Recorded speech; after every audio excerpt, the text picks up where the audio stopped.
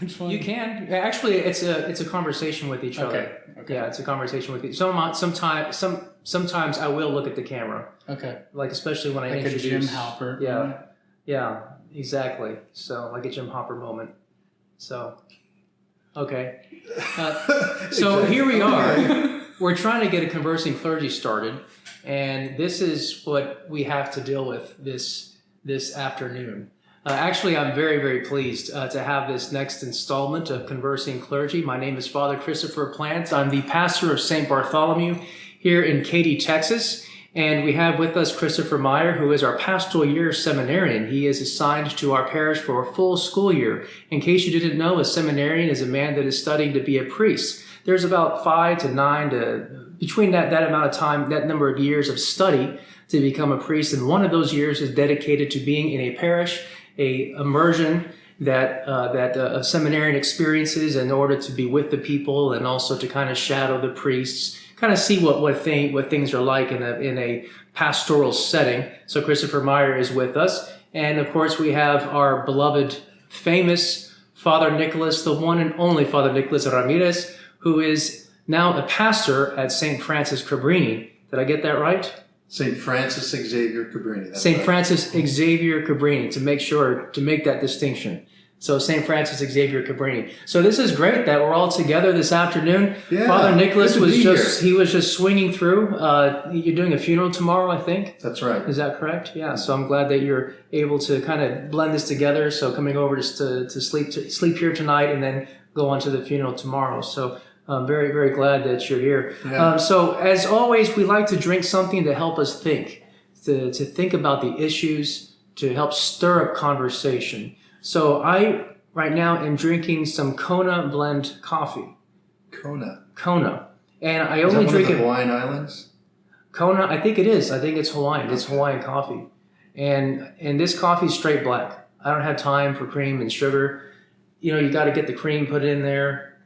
Sugar, you got to get that out of the cabinet. You got to stir it. Who has time for that? What's the point? So there is no point. So what are you drinking there?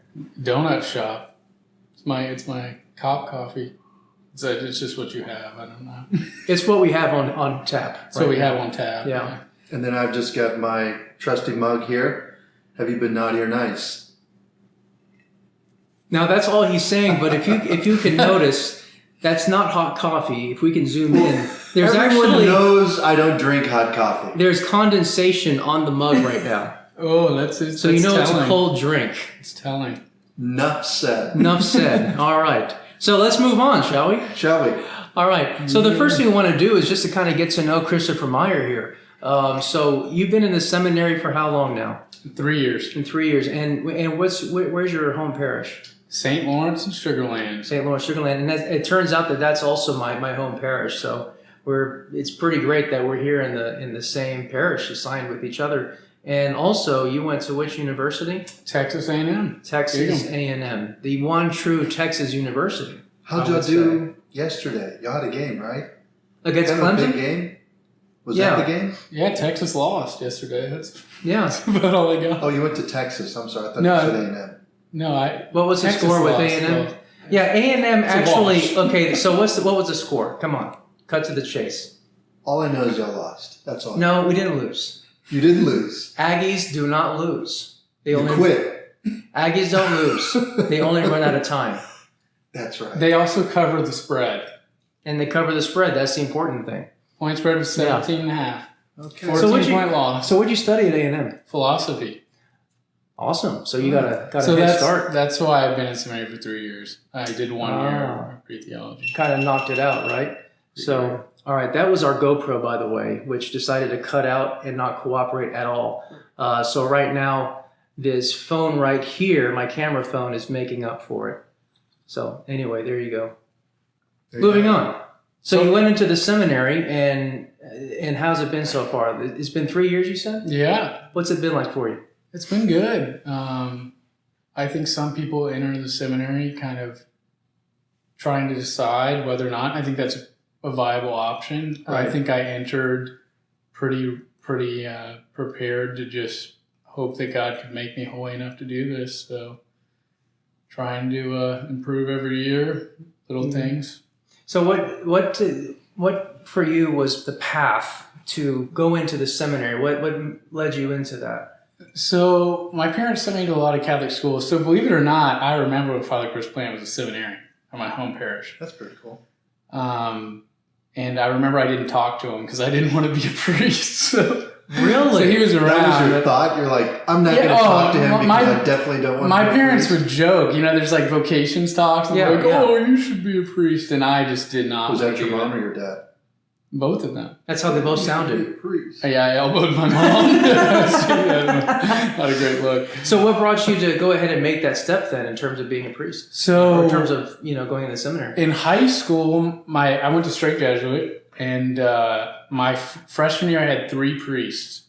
And that was when I kind of started to really interact closely with priests and kind of figure out what the sacraments were. I think I didn't really have an appreciation that we have these sacraments. And so I kind of fell in love with the faith through a really close glimpse of the priesthood and through these relationships with these priests. So I think I remember my freshman year in my theology class, Father Thibodeau was my teacher.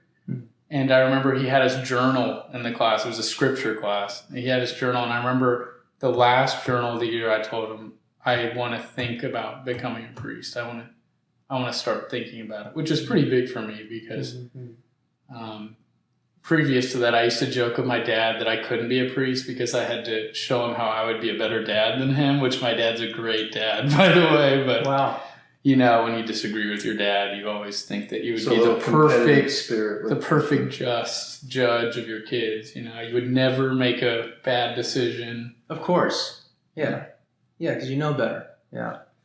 Well, awesome. So what happened? Tell me, what was life like, I guess, a month before you decided to join in the seminary? What was happening? What was going through your mind during that time? Well, I have an interesting story. So I would say, in a weird way, I knew that I was going to enter seminary when I entered college. So it was kind of weird. So I entered college thinking, I guess I'll major in accounting because that's what my dad wants. But I was really pulled, and I kind of knew philosophy would give me a foundation for theology. So for a while, I was like, well, maybe I'll study theology, like go get a PhD somewhere or something and teach it, and then I can get married. I looked at some religious orders while I was in college. I actually almost left college after my sophomore year to join a religious order. What community? The Norbertines in California. Oh yeah, the Norbertines, right. I've heard of that. Yeah, their vocation director likes to tease me because he gave me 3 applications and I never finished one. Well, because I was called to the Archdiocese of Galveston. Yeah, well, I was going to say you finished the right one. I did. Yeah, I did. Well, great. Well, I'm glad you're on board. Yeah. Yeah, and hopefully this will be part of the journey that will lead you all the way up to ordination. Yeah. Yeah, that's what we can hope and pray, that you persevere in accordance with God's will. In accordance with God's will, but it sure feels providential. I think it's going to be a great place to learn. I'm really excited. Today, I went to 6 masses today. I watched our Ignite campaign video 6 times. So his first weekend that he is here with us, the first weekend, he gets to hear me preach a homily asking people for money. So, which is really the first lesson that any seminarian should learn, is how to ask people for money. Which most vocation stories you hear, it's the finance homily that really spurns vocations. Yes, that's right. That's absolutely, yeah. Spurs vocations. I said spurs. That's a Freudian slip right well, it there. does spur vocations, I think. Yeah, it does spur vocations. So speaking of asking for money and being a pastor, Father Nicolas, I imagine it's been a heck of a transition to be a pastor. It's been an amazing adventure. So March 1st, I started officially. It was the Friday before the first part of Lent. So it was a Friday before Ash Wednesday. And so a week ago today, was officially 6 months, 184 days. So it was 7 days ago. So that makes it, 191 days now? You kind of remind me of the girlfriend that starts dating her boyfriend. And so she wants to celebrate with Hold on, say that again. The girlfriend, the girlfriend that starts dating her boyfriend? That starts dating her boyfriend and starts counting the days. Well, so she calls her boyfriend and she says, "Oh, honey, you know what today is?" He's like, "Memorial Day? No, today is our first month anniversary, or 1 month anniversary? Well, I think it's a perfect analogy because I was thinking today in part of my prayer about my relationship to the parish and my relationship as a bridge for the parishioners to God and vice versa. And how in my relationship to God, I'm more, the way that I look at that spousally, I'm more bride than groom in my relationship to God. Right. Yet in my relationship to the people, because I represent God to them as a priest of Jesus Christ, I'm more groom. You are the bridegroom, absolutely. So I think it's a fitting analogy. And It so is. yes. So I've been counting the days. It's been very challenging, make no mistake, but also very rewarding. So tell me, what would be one reward that you want to describe, and what would be one challenge? Oof. Well, I was mentioning to you earlier, probably the thing that comes most readily to mind in form of challenge is just the mind. The mind doesn't, more so, way more than as a parochial vicar. It's like I can't rest. Even when I'm resting, Right. I'm thinking like, what's going on at the parish? What do we have coming up next? Different plans or projects? Am I carrying out my will, or am I doing God's will and what's best for the community? And that question right there, a pastor never stops asking. Yeah, is this my will or God's will? Is this my preference, or is this what the people actually need? And that's so I would say welcome to the club. Yeah. And in fact, you're asking me, I imagine though, you were saying, I imagine with experience that maybe that goes away. I said, no. I've been a pastor for 8 years now, and I can tell you that never really goes away. But here's how I think about it. I think about this being a parent. A parent, when they have children, they're constantly thinking about their children. They never stop thinking about them, especially when they're young, of course. And so for us, the church, the people of God, they are our spiritual children. That's why we are called Father. And of course, it's not meant to be in any way that's condescending. It's because we do respect those who are older than us. We respect their wisdom and all of the human dimensions of our relationship with people. But when it comes to the spirituality of who we are for them, we are fathers. Precisely. And so they are children on a spiritual plane. And we are there to feed them with the sacraments, feed them with the Word of God. And now you are experiencing not just the teaching and the sanctification, right? The teaching and the sacraments, but now you're enjoying the third part of the priesthood, which is governance. Yeah. Yeah. So you got to make decisions. That's right. The kingly aspect of being a priest. Yeah. So that's been by far probably the most obvious challenge for me, because it's new. That's completely new. And I've been a priest now 3 years, and that's something that I'm, just growing into and trying to adapt. What he's trying to say is he appreciates you a lot more.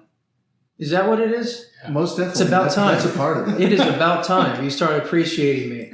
I always had an appreciation for you, but even more, most definitely. Definitely. This is beautiful. Well, I knew it when we hit about 2.5 years, I think. And I knew that you were ready to be a pastor, especially after the end of the second year. I said, you're ready to go. Now, back in the day, you would have 10 years to get ready to be a pastor. So you got to enjoy being a parochial vicar, and you didn't have to dive right into it. But now we have to get ready more quickly. And now we have more deliberate training, like to get you ready to be a pastor. So we do have some of the more administrative training. And that's something that I received my first couple of years of priesthood. Even before I was a priest last year in seminary, we were taught administrative principles. Mm-hmm. So not necessarily getting a business management degree, but certain fundamental aspects of governing a parish. Yep. Because the sacraments are the most important thing. The teaching is the most important thing. But the other aspects of being a priest, which are not as important, but nevertheless part of it, which is the administrative aspects, that part we got to know. We got to know, or otherwise, it can really cause a lot of damage in a parish. So at the very least, we should know enough to not do damage, right? So know the things that you should not do ever, right? Yeah. That would be an interesting question right there. What are some things that you go in the parish and there are some things that you should never. There's a long list. Maybe that would be a challenge to go through that. If I can go back to the first question, things that are what's been a rewarding thing? So for me, one of the most rewarding things that's happened so far is encountering the people. So the first weekend I was there and greeting and preaching with at the masses with the people, is I was asking them for their prayers, in particular for two particular gifts, for wisdom and prudence. And so just their response in saying, Father, I'm going to pray for you, especially for the things that you've asked for me to pray for you for. And there have been a couple occasions when I've offered some catechesis. So like there was one time in the small group, and then I'm about to start another catechetical 6-part series on an encyclical Ecclesia de Eucharistia by St. Pope John Paul II. And the people's docility and their eagerness to learn. That is so fulfilling. You know, and continuing with that analogy of being a spiritual father and feeding them the teachings of the church as food that nourishes their soul so that they can come to a greater and deeper intimate knowledge of God so that they can love him more. Their eagerness is something that is overwhelmingly exciting for me, that excites me, seeing that the docility and their hunger to learn. Yeah. So that's been really great. So any final comments, words of wisdom? I love being a priest. I don't think I could say that enough. It's the most awesome privilege I could ever imagine to have been called to. And, amen to that, brother. And it is an awesome adventure. And I love using that word. It's an adventure. I use that often too in a lot of wedding homilies, because you're about to embark as spouses on an awesome adventure to priesthood. It's the most awesome. It is the most, priesthood is fantastic. It is. It's great. So, all right. So I think that's good. Chris. Yeah, you got to hurry up, man. You're taking too long. I just do want to say, I told a guy today this after Mass. He was talking to me and he said he was considering the priesthood. I said, talk to priests and talk to seminarians and be open with them about your fears, because every great priest you know has the same fears that any man has right now, any young man has, and they see just the beauty of the vocation. Look how happy these guys are. I love it. It's a good life. It is. All right. Thanks for having me. Thanks for all right. I'm glad you can make it over, Father Nicolas, and hopefully we can have you over again. Yeah. Yeah, very good. Glad to be awesome. So that's it for today's Conversing Clergy. You can check out our website, st-bart.org, and I'm going to be putting this video on frplant.com, my Facebook page. Maybe you got to this video through frplant.com, in which case what I just said is completely redundant. Please feel free to like this video on YouTube, and if you liked it. If you didn't like it, then you can just mind your own business and move on to the next thing. X out.